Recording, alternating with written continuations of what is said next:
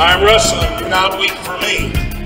Celebrate what I am. Celebrate what I have been. Celebrate what I represent. And celebrate the many ways I have impacted your life. I will survive this test as I have survived others. I am forever etched into the very fiber of all mankind. The world needs me. Time is on my side. History guarantees me. I am wrestling. Do not wait for me. What's up, everybody? This is episode 13 of the T-Row and Funky Show, brought to you as always by Defend Soap. Defend what you have built. And also All Force Nutrition. We had an All Force athlete, David Taylor, on last week, but tonight we're lonely. It's just Tommy and I, so you got to deal with this. Tommy, 77%. Can you freaking believe it? I heard that's the low end, that Bernie Sanders wants to tax on income $10 million and above. And although people say, how could you be that sorry for someone who's making more than $10 million, I'm sorry for the people that guy would employ, because he's going to stop building his business or move away. Yeah. I can tell you that.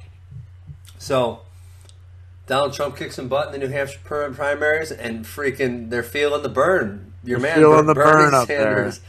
Whooped up on Hillary. Not that that's much of a feat, but that's what happened. So let's get into some wrestling. Got it. Penn State. Well, we got to talk about the Denver Broncos. I'm a God, lifelong, die-hard Denver Bronco fan. It has nothing to do with people saying that I look like Peyton Manning. Tommy, either. I was thinking about how sad this is that your own home state is so freaking bad at football that you have to be a fan of the Broncos.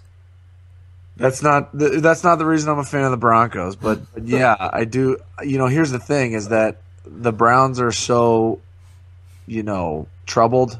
Not troubled. And the Bengals. The Bengals I have so many. too. I have so many great friends that are Browns fans that I have become a Browns fan. I really want to see that city win. I don't know what would happen to that city if they won the Super Bowl. By the way, God. It would be God. Unbelievable. I think they would probably be a riot situation, turning over cars, burning stuff, because that's just how Cleveland works. That's how they roll, man. The river caught on fire in the 50s. So. Oh, my God. Anytime water can catch on fire, the city's capable of anything. So anything. All right, Peyton won. You're happy. I am happy. Good to go. Now, let's talk about your other team.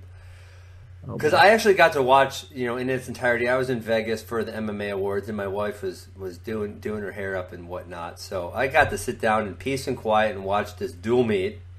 All the way up to 197, which 97 and heavyweight were not competitive matches, but I had fun, and I believe you got to sit down and watch it too. So, what's your take on it? Give me your take first. Overall, Penn State's the better team. That was clear, as the dual meet unfolded. But I do believe that enough happened in that match for a Buckeye fan to have hope that they're in striking distance to repeat. They would need to step up tremendously. But I think it's within their reach, in my opinion. It's conceivable to think that they could put it together. Sure. Yeah, a lot of competitive matches. One thing that really stuck out with me, and when I think back at it, because I don't even have any notes listed, I'm just going to go off memory. One of the biggest things I took, Tommy, was I thought Bo Jordan needed to step up for his team, and I actually on the show I predicted him as a major. And he wrestled at a slow pace, and I don't know why. Maybe he's cutting a lot of weight, but when you're the leader, and the way I see it, he seems to be the leader of that Ohio State Buckeyes team.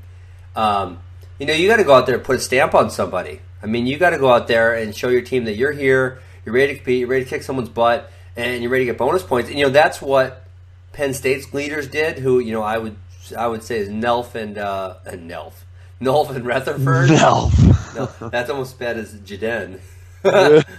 Actually, Jaden is a proper pronunciation. Oh God. So for Penn State's leaders, Nolf and Rutherford went out there and freaking hammer smashed some people. Yeah. And I felt like a good response from Bo would have been Bo to go out there and hammer smash someone, but he wrestled just such a conservative match. What's going on there? I don't know. I don't think what is it? I don't know. I don't think Bo would disagree with your assessment. I think I wouldn't say that he was impressed with himself in that match. I think he might be cutting a little weight. I think he might have had a little bit of a tough cut. And I also think that Morelli kid is like one of those guys that, he's probably not going to be down there in the quarterfinals of the Nationals, but he's just a stingy college Big Ten guy that, knows his job in dual meets like that. But I was still surprised that it was that close. I was. I thought, Bo Jordan, if anybody knows how to put up bonus points in matches at Ohio State, it's Bo. So I would say he would have the same opinion you had and wanted to put more points on the board. But the guy didn't do a whole lot either. Yeah, of course not. So, but that was that guy. Like you said, that guy's job was not to do a whole lot there. That was his job, exactly. No one expected him to win. You don't got to be the hero. Just don't go get your ass kicked. Yeah, I thought Tomasello and Megaludis was a great match. Yeah, agreed. But then I guess let's go right to 33. There wasn't much happening in that match, so we don't talk about it. 33, I was blown away, and I made about 4 tweets about this. Just the ridiculous misapplication of rules, or when you have a ref that understands what's going on. I mean, I thought he should have started counting backs. I can't even follow it. I don't even know. After watching what they called, I couldn't even follow the logic. I need to read up on the new rules. Well, it's obviously when you drop down to a leg, you got the 5 count, which I don't actually think should be black and white.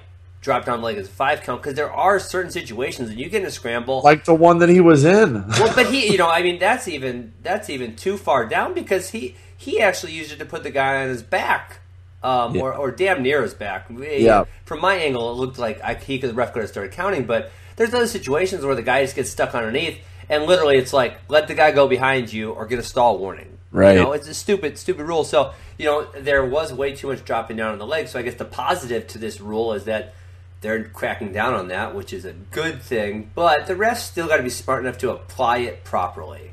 Right, right. And this was a huge misapplication. So for those of you guys who didn't watch, Johnny DeJulius ended up in essentially what's a crackdown position, right? A high crotch crackdown position. He then somehow roped Conway's arm in, so he has the arm and the leg trapped on the same side, rolls him over to, like I said, from my angle, it really kind of looked like back points. And the ref was going 1, 2, 3, 4, 5, and not back points, but 1, 2, 3, 4, 5 for stalling. Stops him, gives a stall warning, and that's a huge turning point in the match. Right. Well, I mean, when Johnny was up 4-0 or 4-1, whatever it was, I did think for maybe 30 seconds, Ben. I did think, oh my gosh, we're gonna win this dual meet. Yeah. Well, yeah. I mean, Johnny came out hot. Now the other part to that, obviously, the ref blew it there, and that made the match different. But Johnny ran out of gas in about 2.5 minutes, so I don't know if this is another cutting weight situation. I don't know if he's sick. I don't know what his deal is. I don't know what it was, but you can't wrestle 3 minutes in a 7-minute match and expect to beat good guys. And so the call was like hard to understand and what have you. But when you watch the remainder of the match, it's hard to say that was the difference. It certainly impacted some things, but had Johnny had the juice and fought tooth and nail and lost by 1, and you could argue more that call really changed the complexion of the match. So, well, I mean, with how fast they count near fall now, I mean, hell, he could have got 4 points. Yes, absolutely. Then he could have really stalled his butt off. Yeah. So 41. Micah Jordan also doesn't get the offense going, but man, his hips are freaking strong. Yeah, I thought for a freshman, hear me out on this. I thought Mick Jordan wrestled maybe okay at best compared to what his potential is, but I was really impressed with the win. Yeah, because we all know that you can't wrestle your best all the time, and to see a freshman in a hostile environment with a returning All-American get ridden out in the second period, which is wrong. He shouldn't. Mick's he's got to fix that.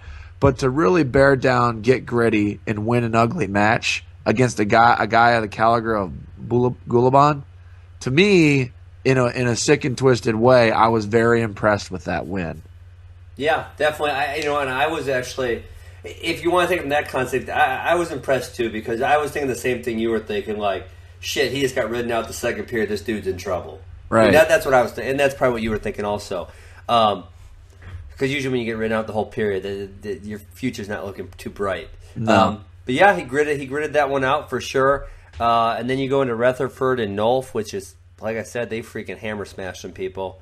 Yeah, they both look great. Amazing. I mean, wow. Right. So, yeah. So and then Bo gets the win. Miles Martin versus Nickel. I think we were texting during this match. Oh yeah, best match of the duel. But yes, it was. Bo gets it done, I guess. He did, and he actually, Ben, gotta give Bo Nickel credit. He got it done in an area that I wouldn't say that we criticized, but that we definitely questioned if he had or not. And does he have a go-to shot? Can he go get points when he really truly has to, late in a match when a guy has a lead? And he did that, And so I was impressed with the way that he won. Kind of probably impressed with the same way that Mick Jordan won. Yeah.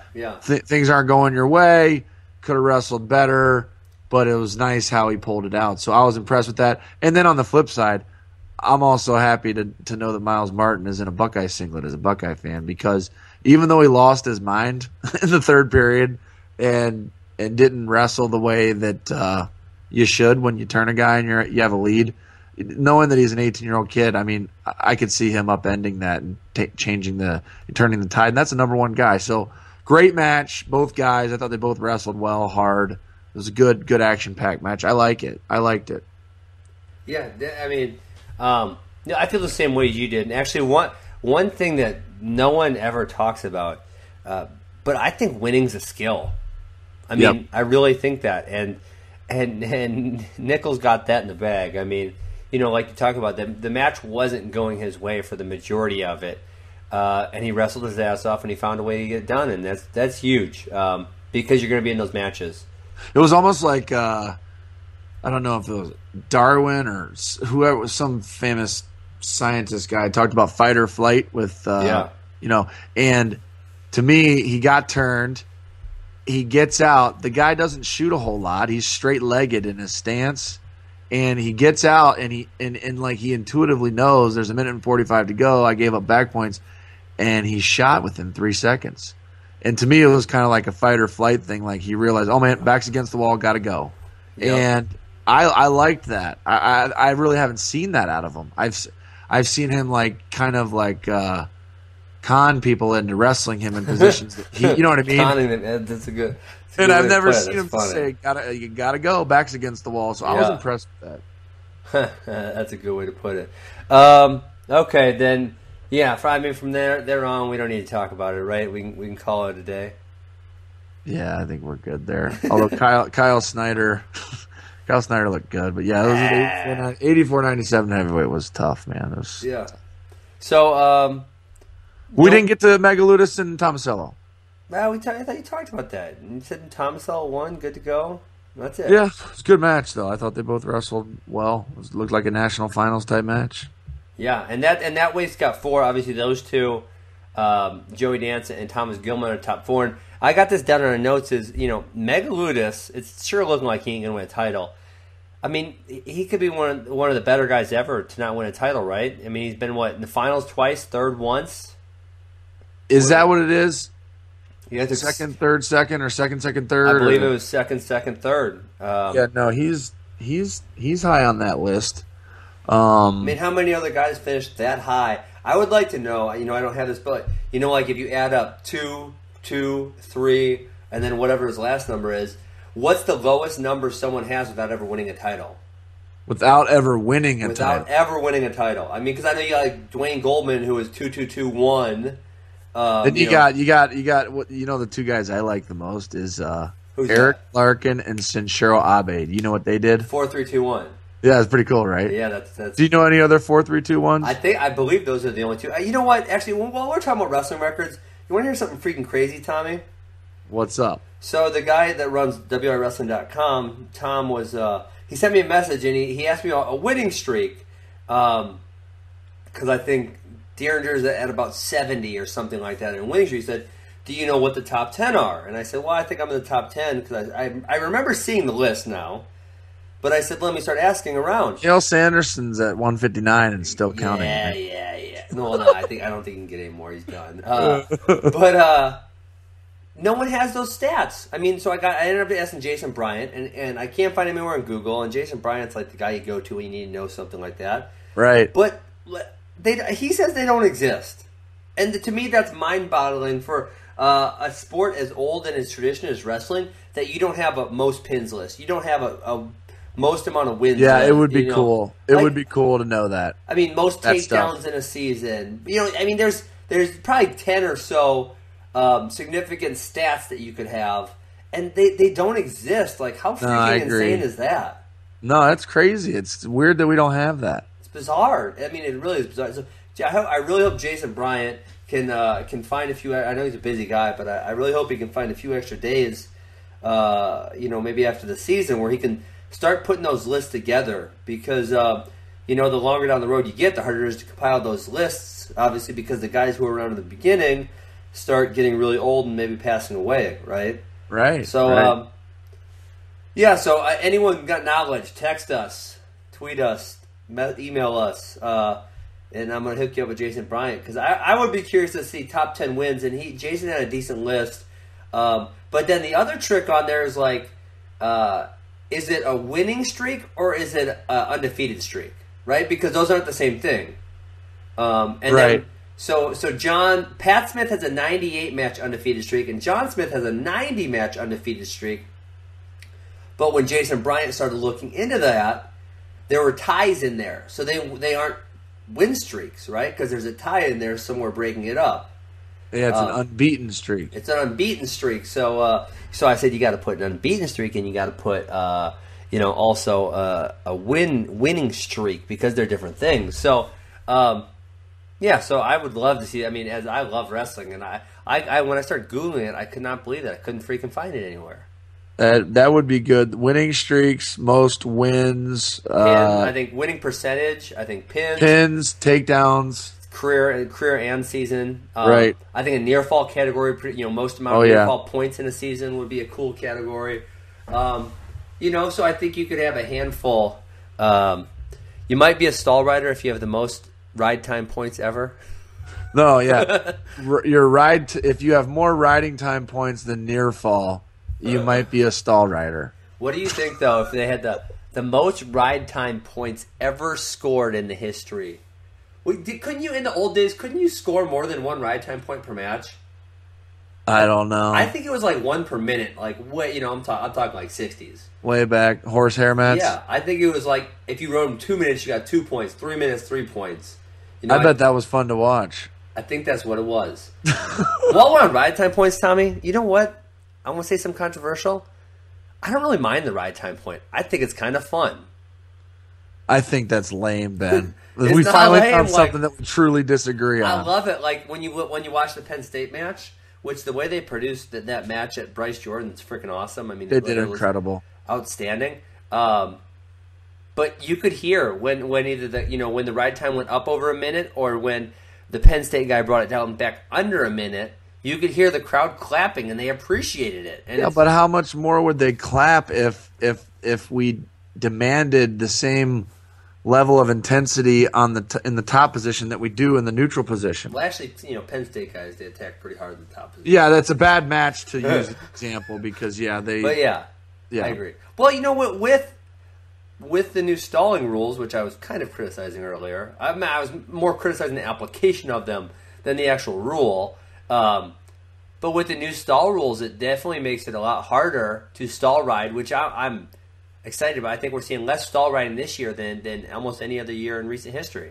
I will agree with that. I got to give some credit out to the establishment. I do think I've seen less stall riding this year, but you really find it out at the NCAA tournament. Yeah, in those later rounds where you see people implementing it as an intentional strategy. It's like, are you kidding me? I just spent plane ticket, hotel and all this stuff, and I'm watching these guys, lay all over people. It's tough. So hopefully the refs won't get scared when 7,000 rabid fans are in Madison Square Garden yelling down their neck about stalling. That's right. Hopefully they'll make the right calls. That's right. All right, let's go on to Cornell, Oklahoma State. I was able to actually watch a good portion of this match today. It was on ESPN3. And the outcome, the team outcome, is not shocking by any means, but there were a couple interesting results in there. Oh, yeah. Namely, Dylan Palacio beating Joe Smith and Nolan Boyd beating Gabe Dean. So what do you got? What do you think about those matches? Well, Boyd beating Dean is much more of a shock to me than Palacio beating JoJo. So, yeah, I mean, I didn't get to watch it though. So it's I guess you lead off and then I can kind of. You know what? Actually, I was thinking about Boyd. The other day, Willie Miklas from Missouri lost to Nolan Boyd also, and I remember I think I made this comment to someone like, Willie Miklas never loses to bums. Like, he doesn't have off nights, Like, some guys are really up and down, right? Right, Yeah. Willie's a guy who doesn't usually lose to guys he's not supposed to. So I was kind of thrown off by it. I'm like, Willie doesn't lose to bums. What the hell? He must have been sick or, I don't know what I said. And then so now I'm not wrong. He doesn't lose to bums because Nolan Boyd isn't a bum. There you go. 14-9. So tell me about the match. Well, I mean, he just wrestled his ass off. Worked hard. The most surprising part to me was he scored 6 points out of a tilt type situations, which, I mean, they weren't overly technical tilt. I honestly think he just gassed Dean out. I mean, I think that's what it comes down to. He wrestled really, really hard, and you know what? I was actually impressed by Dean's scrambling skills. Usually he uses a little more basic defense, but a few of the times that Boyd got in deep, Dean really scrambled his butt off, and he was able to get the first 2 takedowns on his scrambles. But like I said, I think he spent his I don't want to say. Can I say it's a real? He blew his wad. He blew his wad. I mean, and that was actually one of my strategies in college. And Coach Horton, who now coaches the Air Force, he would be like, especially in my early years when I wasn't as good as my later years, he'd be like, go get this guy in a scramble for the first 90 seconds, right? And so, because when the guy's in the scramble, he doesn't realize, like, oh, shit, I'm working really hard. Oh, yeah. And then he's scrambling for 90 seconds. And then he goes out of bounds and it, hits him. It's like, ooh. Yeah, and it hits him, and he's like, I've never been there. So tired. So, so that was kind of like one of my strategies, and that's kind of like what it looked like to Gabe Dean is he was just working hard, and then all of a sudden he was gashed after 2.5 minutes or so. Crazy. And then Palacio, 8-4 over JoJo? Yeah, and I mean, honestly, he made it look kind of easy. I'm still high on JoJo, but of course. Want to watch the match. And one of our criticisms of JoJo is he makes stupid mistakes, and he didn't really make stupid mistakes. Palacio just beat him, and so I don't know what happened to Palacio, and I don't want to start asking questions, but he did that withdraw first semester. Do you remember that? Oh yeah, he withdrew. So I don't know what the gimmick there is. I don't know if he was going to fail too many classes, or I have no idea what the trick. There was some trick there though. But now he comes back and he was good at 65, and I heard he was undersized last year because he couldn't beat Real Buddha, who was at 57. So maybe now this is the real weight that he should be at. And I mean, JoJo wrestled Aymar, Andy wrestled Nolf Tough, so I think he's. Oh yeah. Until proven otherwise, we got to throw Palacio in that discussion. And free Ian Miller. You can't forget about him. Oh boy. Hey, so what's up with this Cornell? And Rob Cole is a very progressive coach. What's up with the forfeit at 25? Listen, I don't have an issue with forfeits. A lot of people Why is that? Because shit happens. Well, the only thing that I will say about forfeiting at 25 is it's possible that you literally don't have anybody. Well, the other thing I think... Because if a guy gets hurt, you can't bump a guy down. Well, the other thing I think people neglect to remember, Piles goes off on this about forfeits all the time. I'm with whoever. I think forfeits are bad. Well, I mean, I would agree that I think bad. I think they should be worth 17. Oh, give me a freaking break. I'm telling you, man. It just doesn't make a whole lot of sense to not throw somebody out there. But who wants to give up 6 points? Like, that's not, that's bad too. 6 or 7. Yeah, but sometimes, but Ben, you know this as well as I do, that sometimes it's better to give up a forfeit than a pin because you know that the momentum won't. Oh, come on. That's accurate. When's that happen? I think it's happened before. I think it's happened. All right, wait. Let me give you my spiel and why I think this. Okay, so I think a lot of programs, some programs are capped. Like Northwestern has a notorious low. I think it's like 26 capped at, right, or something like that. But I'll even go with a program like Missouri, right? They got about 40 guys on the team. Right. Okay. Well, the mistake, and that's a very large team for a college situation. But the mistake a lot of people make is they think, of the 5 grades, so redshirt, freshman, sophomore, junior, senior, they think people should be evenly spaced among those, so you're looking at 8 per class, right? But the thing with wrestling is, it's not at college. It's not a participant sport, right? My class when I went in 2002 started at 15, and 3 made it through. Because the thing with a wrestling room, like this, look, if you're like a junior and you suck at football, the coach is like, go stand on the sideline. We'll give you your letter jacket. You can tell all the girls you're a football player. It's cool, whatever. Right. We'll honor your scholarship. Who knows? We'll put you out there on senior day. It's all good. A wrestling team, if you're like a junior and the guy in front of you is a sophomore and he's beating your ass, you get beat up every day in the room. It's tough, man. Every day. It is not a pleasurable experience. So, I have a certain amount of respect for those kids who, can make it through all 5 years without being a superstar because it's tough. You get beat up every day. There's nothing fun about that. I got beef with forfeits. I understand what you're saying, but you can feel it at the Division I level especially. I get it with some other situations, but at the Division I level, even if you're an underfunded Division I team, you should be able to field a squad. But then what about, and I'm not saying like every team should go forfeit, because I'll agree with you it's bad. But then, every fall, right, it happens. I'm sure it's happened in Missouri. Is like you get into the season, you're getting into November, December. All of a sudden, there's a bunch of injuries. There's a bunch of skin issues. There's great issues. And all of a sudden it happens that you got 4 guys that await. 2 of them are redshirting, and one's hurt, and the other one's got great issues. Right? It just it happens. Well, yeah, it does happen, but you should be penalized for it. That's why you're giving up 6.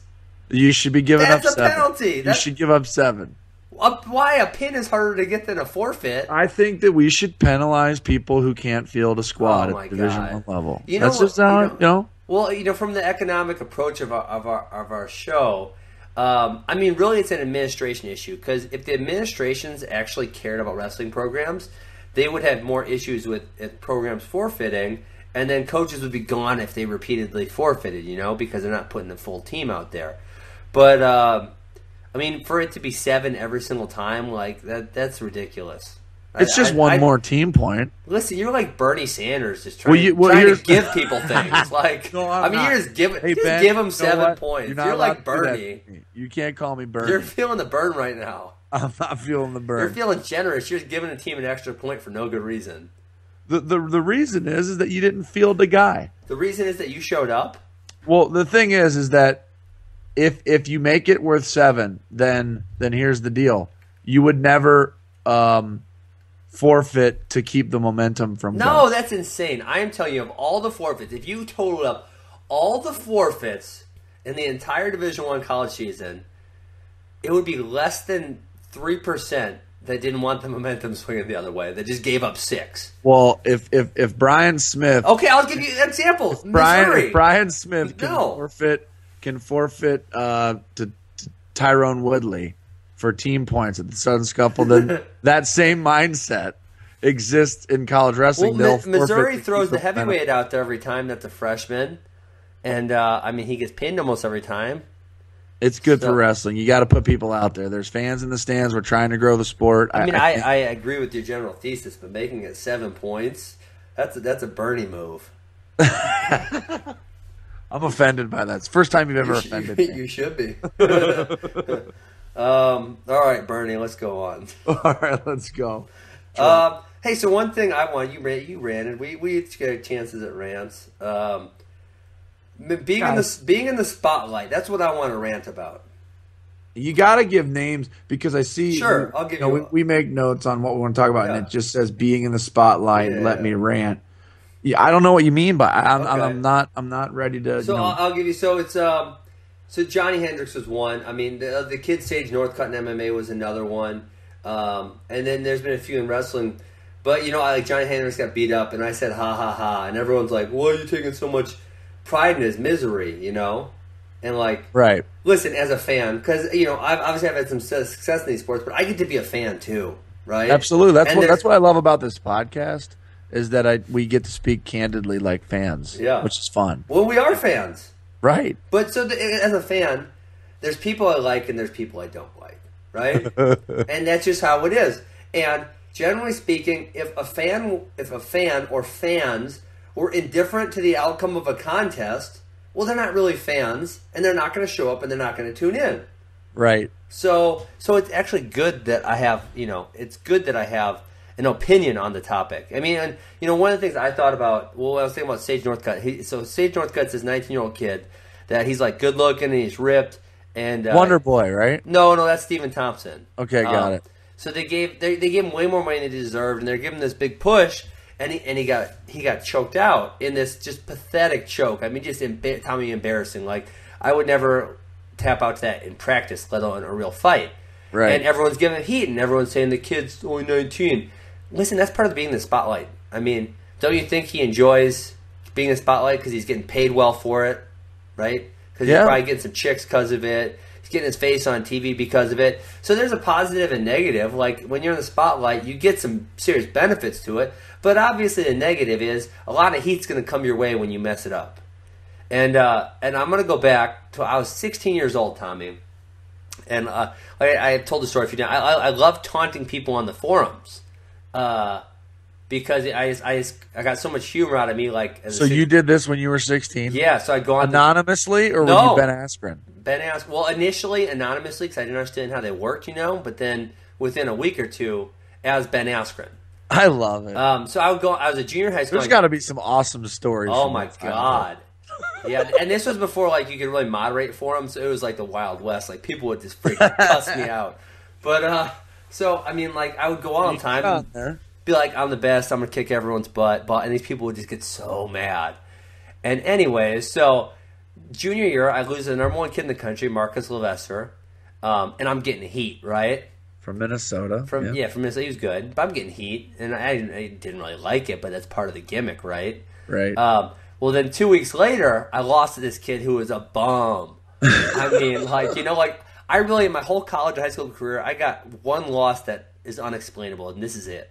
Well, I'm like, this heat is going to be so hard. I just did not check any forums, we didn't have social media back then, obviously. But I didn't check any forums for like 3 weeks. I knew the heat was going to be so hard, but I knew that was part of it. Right. I wanted some of the limelight, and there's a downfall to the limelight too, right? So there's positives and negatives to being in the light, and fans are going to be brutal, and that's I think I didn't totally get into it. But you got to be able to take that heat. You got to bear that burden if you want to be in the spotlight. I agree with you. And I think that's what a lot of this I didn't 100% pay attention to the Cam Newton thing, but I think that's a little bit what it's the same thing. The thing is that I don't think Cam did anything that was classless or wrong in his conduct in the post-game interview. But it's to the same point that you're making. He invited critics. He invited critics to his conduct that was not unbecoming. I mean, what he was, Ben, is it'd be like if you take an interview after you lose to so-and-so and you're mad. It's the, NCAA finals or Olympic trials or Olympic games. And they're like, how'd you wrestle? And you just said, we lost. They played better. Just basically a very not colorful interview. And then he got up and walked out after like 3 minutes. And it's to the point that you're making. Hey, man, he's in the limelight. He's got to bear the burden of taking heat if people don't like how he acted. Yeah. And the other thing, so maybe you can explain this to me about Cam Newton. But, once the Packers are out, I don't give a crap. But obviously I see highlights on social media and headlines. So, like, they're getting mad at Cam Newton for dancing or something crap. And listen, I don't get it because when I watch football, I thought you, like, dance after every play. Like, you do something halfway good and you get to dance about it. Like, I thought that was the point, right? Yeah, you tackle a guy on a kickoff return and you tackle him at the 18 and it's like you won the Super Bowl. And you get to dance, right? Isn't that what it's all about? So what are they mad about him dancing for? I can't figure it out. Well, I do think there's elements where he's unjustly criticized just because he doesn't conduct himself like a square quarterback personality. He kind of acts like a receiver or a running back or like a defensive end when he sacks a guy. But I think it's good. I think he doesn't. So you're telling me quarterbacks can't dance? Well, like everyone else can dance on the field, but quarterbacks can't. I'm not telling you that, but I think that people have a problem with the fact that he doesn't conduct himself in the true, model of what a quarterback's supposed to. So there's a different code. So I like I said, I don't. There's a different code of. There's a different expectation of conduct. What? I think. I'm not. Quarterbacks should get to dance more because they're like the star. Yeah. No, I like Cam Newton. I really do, and I think he got unjustly criticized with his post-game conduct. But at the same time, hey, if you're going to do things that are not status quo, you're going to hear it. You want to hear it? You want to hear my all-time troll job? Yeah, on the forums. So so I was going on these forums taunting all these people, and it is really so funny how I'm like a 16, 17-year-old kid, and these adults would just get so mad. So anyways, by my senior year, I'm just killing everyone, right? Right. I'm having fun. I'm enjoying myself because I worked hard. I earned it. Murdering everyone, right? Mm-hmm. And so there's this big tournament called the Bi-State. It's a Christmas tournament. It's about 60 teams. And there was just a couple threads on the forums at this point about how I'm an a-hole because I'm not taking it seriously and I'm just joking around all the time and I'm having fun, blah, blah, blah, and I'm such an a-hole and I need to be more serious, right? Right. So before the finals of this 60-team tournament, I went to Goodwill and I wanted to get a briefcase, but there was no briefcase, so I got this suitcase, right? I got a suitcase, a trench coat, a top hat, and glasses, like a business trip. Like a business trip, right? And I with duct tape on the side of the suitcase, I wrote, "I mean business." There's pictures of this on the internet somewhere. And I walked out to the picture? Shoot, I'll have to find it. I'll see if I can. I know I have. My mom has it. You gotta tweet it. Okay. So I walk out to the finals. I put my suitcase down. I pop it open. My headgear's there. I rip off my coat and my hat. I put my headgear on, and I went and teched the guy 16-0. I can't believe I haven't heard this story. Oh man! What made you want to do that? Because I was just like, it was like all these people were saying I'm not serious, and dude, I love wrestling more than anyone. I was more serious than anybody by far. I just actually enjoyed my time. I enjoyed wrestling, so I'm kicking people's ass, I'm smiling, I'm laughing, I'm having a good time, and so I was thinking at this tournament, I'm thinking what can I do to really piss someone off? What could I do to make them mad? And there, people are on this rant about me not being serious enough. So it just came to my head if I showed up I meant business, they're gonna be so mad, mocking them. And so I got this suitcase and I wrote "I mean business" on it, and I have my headgear in there. I walked out to the finals, popped my headgear out. It was awesome. That's great. Senior in high school. Yeah. So, but obviously I got some heat for that. But if you're in the spotlight, you have to take some heat. That's right. That's exactly right. Okay. So I'm gonna try to find this picture. I know my mom has it somewhere. I'm gonna Google Ben Askren means business. See if it comes up. My mom 100% has it. I know that. Okay, so let's go talk about Missouri versus NC State. And so Missouri beat up on Oklahoma last week. Nice bounce back from Oklahoma State. And then NC State beat up on Nebraska. Well, it was remotely close, but they kind of beat them up. So, we've been previewing this for the last handful of weeks now, Tommy. NWCA is going to send us a check. I really got a feeling on this. So, right now, allegedly, if Missouri beats NC State, I would have to guess they're going to be the number one team, non-Big Ten team, right? Right. And if NC State wins, then they retain their number one spot. And so then the winner of that would go to the dual championship series against Penn State. Right. To determine the dual national champion. Right. So this duel's got some heat on it. No doubt. No doubt. So I think Missouri's going to win. I predicted this with Christian Piles. But you know what? NC State, and I got to visit NC State a couple weeks back, and they really have the feel that Missouri had in 2007. When I was a senior, when we were trying to make our first big breakthrough, but we hadn't quite made it yet. Just everyone's got the same mission. Right. Everyone's got a vision of it. The coach has everyone bought into the program.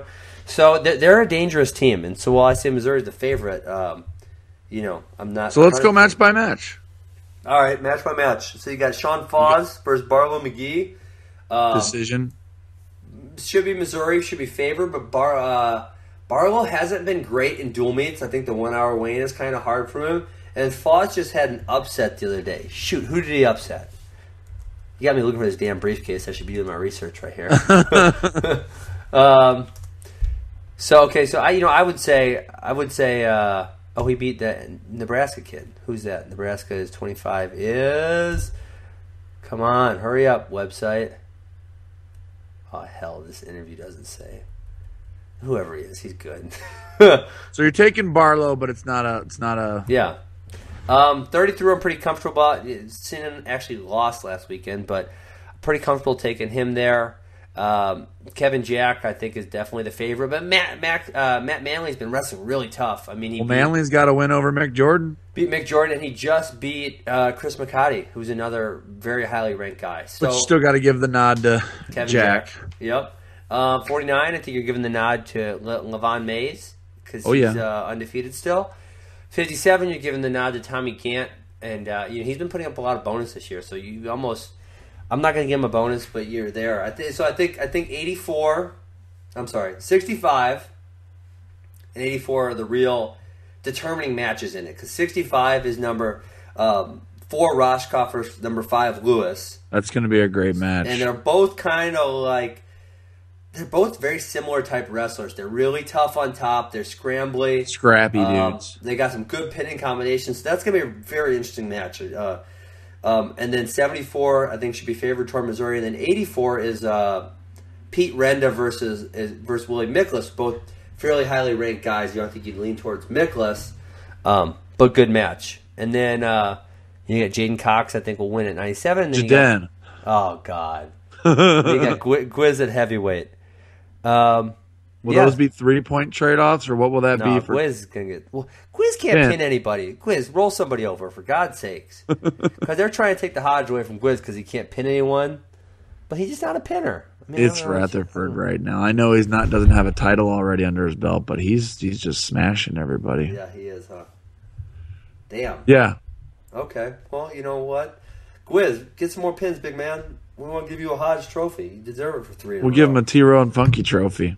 Can we do that? We need season-ending awards, Tommy. I think we should. Oh my gosh. We can make plaques and send them to guys. I'm in. Let's do it. All right. Cool. All right. What else? Oh, you know what I was thinking, actually? I was thinking about this dual championship series because remember we talked about NWC has changed it 7 times in the last 8 years. They sure have. So here's what I was thinking, Tommy. And I think I'm correct about this. But if Missouri were to lose to NC State, they would then be the 3rd-ranked non-Big Ten team. I believe it would go NC State, Oklahoma State, Missouri. I think that's. I mean, I couldn't really see it being not that way. Right. I don't know how anyone would put anyone else non-Big Ten above Missouri. I couldn't see it. But if that were to happen, then I think the 3rd-ranked Big Ten team, I believe, is Ohio State. I think they're below. They're beneath Iowa and Penn State. I think, but above Michigan and Nebraska, right? I think in the records, yeah. So they lost to Michigan, but I think they're above them. Yeah. So you would have Missouri would then be supposed to travel to Ohio State. You got to come out for that. But what would be the motivation of Missouri to go there, right? Like that. This is the negative of the dual championship series. Like they've already wrestled. They got 2 weeks to the conference tournament. Like, why do they really want to go to Ohio State? You know what I'm saying? Point. Plus, they already wrestled Ohio State. And they already wrestled them. Like, what's the point? And it's not like it's for a title. It's not like that's when you have a 16-team tournament. Well, theoretically, anyone can win, right? But it just goes back to the legitimacy of the event. I mean, if it carried credence in the culture of wrestling or within the NCAA, then they would go for those reasons. But then it would technically be like a 5th-place match is technically what it would be. But is anyone really getting excited about the 5th-place match? Yeah, I don't think so. I mean, so, like, what you think Missouri even shows up if they lose? I mean, I'm thinking about them ahead. Like, if I'm the Division I coach, like, well, obviously I got to pay for this trip too, right? I mean, that's I probably, think so, probably yeah. a $5,000 to $8,000. I bet he goes. I bet Brian Smith goes. Probably a $5,000 to $8,000 trip, easy. No, it's more than that. Probably $10,000 to $12,000 trip. And obviously, there were some tight matches in that first duel where Sinan gets the win over DeJulius and Manley beats Mick Jordan. Well, now if you give those results back the other way, that's gonna kind of suck, right? Right, absolutely. So, yeah. So I was just thinking about that, like, wow, would they really want to go? I would be surprised if they don't go. But maybe you don't have a lot of motivation to show up at that point, right? No, you don't. But you agreed to be a part of the process. Did they all agree? Because like someone told me if John Smith, like if Oklahoma State is number one, they might not go. I read that somewhere. So I don't know. I did because obviously NWCA doesn't have any force to make them go. Right? I mean, right. I don't believe they do. Right. So are they actually going to, are they going to show up? I don't know. Maybe they will. Hopefully they're fighting for the national title. Yeah, absolutely. But then the second, okay, wait. So if North Carolina State beats Missouri, then the number twos would be Oklahoma State and Iowa, and they've already wrestled at Iowa. So is Oklahoma State going to want to go back to Iowa again? Could be interesting. If it could blow up in their face, this whole deal. Like they've already went to Iowa once. Are they really going to go back? I mean, that's... Yeah, no, it could be interesting. I mean, if this thing blows up in their face and they've got 2 or 3 of the biggest programs in the country backing out, I mean, it's not a good thing. Yeah, I mean, because that's going to look ugly, if an Oklahoma State or Missouri or someone back. I mean, obviously the guy's going for the title, Penn State and either North Carolina State or Missouri. Who's ever going for the title is going to say, yeah, let's do it. But the team after that is going to, I don't know. I'd be like, I need the weekend off. Screw this. You guys got to weigh in again. I mean, come on. So, all right. Last, we're gonna make this a quick night. We're almost done. All right, baby. So we stole this. We did steal this.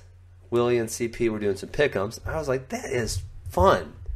And I want to keep a running total, Tommy, over the rest of the season. Who wins more? Okay. And we need we need like a loser punishment. I'll keep a file right now. I'm typing it. The punishment is the loser has to wrestle in the Midlands next year. Oh, well, that's like a reward. It wouldn't be for me. Tommy, I can't let I got an idea about Midlands, but I can't let my secret out yet. So hey, I got it. If I lose, I got to go back in and wrestle Snyder. Did I tell you my secret about the Midlands? I haven't. I'll tell you some other time. Let's do it. Let's. I want to hear that off the air first before we let the cat out of the bag. Okay. Cool. All right, I got the pick'em notes. What do we got here? I got 4 matches for this week that I think you got to have very well matched. If you're picking like a 2 versus a 14, right? It's not that fun. So I think I got 4 matches, which are very competitive and which you could see either guy winning. Okay. So, first match. Well, I know, I'm going to flip the order because this one's the best, so I'm going to save it for last. First match, Nate Brown from Lehigh versus Matt McCutcheon from Penn State. So I'm going to go with... You don't want me to pick yet? I'm going to give you the rankings first, just so you know. I don't want you to make any premature decisions. Okay. So right now, at 184, you have... Nate Brown is 3 and McCutcheon is 6. So who are you going with? I got Brown. Damn it, I got Brown too. Fine. It's just about who keeps, It's just about I want to beat you. If we pick the same people, then I can't beat you. All right, next time you pick first. Now who do we got? Okay, so I pick first in this one. You got Jason Surtis of Northwestern and Jake Soufflon of Nebraska. So you got Surtis is now at 6 and Soufflon is now at 4. Surtis obviously lost to Jake Short last weekend. So, being that Jake Soufflon is from my high school, I'm picking Jake Soufflon. I got T-shirts and a stall ride out. Oh, okay. All right. Surtis has been very, very up and down this year. Oh, yeah, he's had a tough one. Tough year. Okay, third match would be one that we already talked about. Daniel Lewis of Missouri versus Max Rashkoff of NC State. Rashkoff is ranked 4, and Daniel Lewis is ranked 5. I'll be honest. I don't know much about Rashkoff, and here's why I'm going to pick Lewis, though. Because he's given the toughest match of the year that Bo Jordan's had, and the toughest match of the year that Derringer's had is with Lewis, so I'm going with Lewis. All right. You're going with Lewis. I'm going to go with Lewis, too. It's a Missouri guy. And honestly, this one, for me, and I like to be able to be very analytical, this match is as close to a coin flip. And I've worked out with both these guys. It's a coin flip, man. It really is. I mean, it's a 50-50 match. I could honestly, so we only have one match where we have so a different... far. Yeah. This last one, I'm curious to... Well, I think I know who you're to pick in the last one. And the last match of the night would be Isaac Jordan versus Bo Jordan. That's... Oh, my gosh. That's Friday night. Yeah, in Columbus. I got Jordan. I am going to take Bo. I know he lost to Isaac in the Big Ten finals, but I think Bo's the better wrestler. I think I'm going with Bo. All right. And I'm going to pick Isaac, and here's my reasoning. Bo was scared to go underneath him at Big Tens last year. If you remember that, he got the choice in the third period from an injury break, and he didn't go down. He needed to go down. And he had more than enough time to get an escape. And so that fear of him being on... So I don't know what it is. Obviously, that's his cousin, so they know each other really well, right? Well, he was he was pretty dinged up in the Big Tens. But anyways. So he was scared. He was scared to go underneath him. So there's some... with some people, even if one person is better, if they've been wrestling long enough and they have something in their head, it's just stuck there. Got it. So Brown versus McCutcheon, we both have Brown. Searches versus Soufflon, you have Soufflon, I have Searches. Lewis versus Roskopf, we both got Lewis. And then Jordan versus Jordan, you have Isaac, I have Bo. Yeah. I like this. This will be fun. Okay. What you got to come up with what the loser has to do by the next episode. Tweet us at T-Road Show. What should the loser of the yearly pick'ems have to do? It could be a video. It could be something, I don't know. Get creative. Give us something good, and the best one, we'll pick the best punishment. There you go. Wrestle Kyle Dake. No, I'd love to. Try to. Maybe you have to fly to Columbus and work out with Snyder with me in a group of 3. Snyder ain't beating me. He's not 20 yet.